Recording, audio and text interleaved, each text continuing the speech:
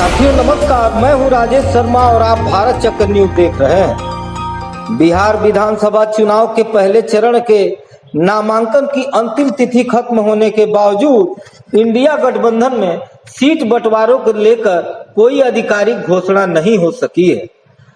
कांग्रेस ने गुरुवार रात को अपनी पहली सूची जारी कर 48 उम्मीदवारों के नाम घोषित किए, लेकिन गठबंधन के अन्य दलों ने अभी तक अपनी सूचियां सार्वजनिक नहीं की हैं। इस देरी का नतीजा यह हुआ है कि कम से कम 7 विधानसभा सीटों पर गठबंधन के सहयोगी दल एक दूसरे के खिलाफ मैदान में उतर आए हैं। हालांकि 20 अक्टूबर सोमवार तक नाम वापसी का मौका है और हो सकता है कि महागठबंधन इस मतभेद को दूर कर ले, लेकिन शनिवार की स्थिति यही है कि 7 सीटों पर महागठबंधन के सारे दल एक दूसरे के खिलाफ लड़ रहे हैं।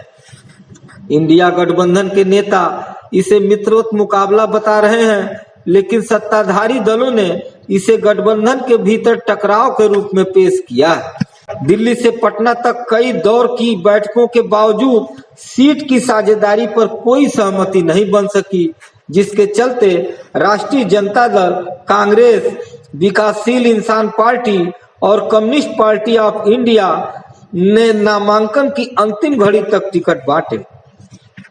राष्ट्रीय लोक जनशक्ति पार्टी के प्रमुख पशुपति कुमार पारस ने महागठबंधन से अलग होने का ऐलान कर दिया है।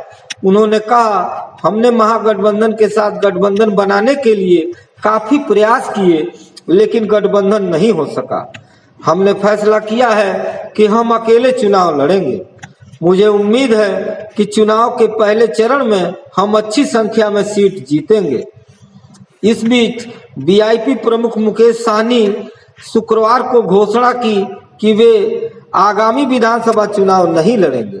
वे दरभंगा के गौरा बौरम सीट से मैदान में उतरने वाले थे, लेकिन उनके छोटे भाई संतोष सहनी ने नामांकन दाखिल कर लिया। सहनी ने कहा, मैंने फैसला किया है कि इस विधानसभा चुनाव में मैं उम्मीदवार नहीं बनूंगा। मेरा पूरा ध्यान हमारी पार्टी के उम्मीदवारों की जीत सुनिश्चित करने और बिहार भर में पार्टी को मजबूत करने पर रहेगा। जब उनसे राज्यसभा चुनाव की संभावनाओं के बारे में पूछा गया तो सहनी ने साफ कहा, मुझे राज्यसभा जाने में कोई रुचि नहीं है। मैं बिहार का उप मुख्यमंत्री बनना चाहता हूं। यह बयान गठबंधन के भीतर सत्ता के समीकरणों को दर्शाता है। इंडिया गठबंधन में RJD, Congress, VIP, CPI, ML और अन्य दल शामिल हैं। गठबंधन समन्वय समिति के प्रमुख आरजेडी नेता तेजस्वी यादव ने भी नामांकन दाखिल किया है, लेकिन सीट बंटवारे पर चुप्पी बनी हुई है। हालांकि मई 2025 में पटना में आयोजित इंडिया अलायंस संवाद कार्यक्रम में तेजस्वी यादव, बिहार कांग्रेस प्रभारी कृष्णा अल्लावरू, सीपीआई एमएल महासचिव दीपंकर भट्टाचार्य और मुकेश सहनी जैसे नेताओं ने भाग लिया था और एकता का दम भी भरा था, लेकिन अब भी असहमति बरकरार है। झारखंड मुक्ति मोर्चा भी आरजेडी के कोटे से सीटों की पुष्टि का इंतजार कर रहा है। जेएमएम को एक सीट देने पर बात हो रही है। कांग्रेस ने बिहार चुनाव के लिए 40 स्टार प्रचारकों की सूची जारी की है, जिसमें पार्टी अध्यक्ष मल्लिकार्जुन खड़गे, लोकसभा में विपक्ष के नेता राहुल गांधी, सोनिया गांधी और प्रियंका गांधी वाड्रा भी शामिल है। साथ ही कांग्रेस शासित राज्यों के मुख्यमंत्री, उप मुख्यमंत्री और राज्य इकाइयों के अध्यक्ष सूची में हैं।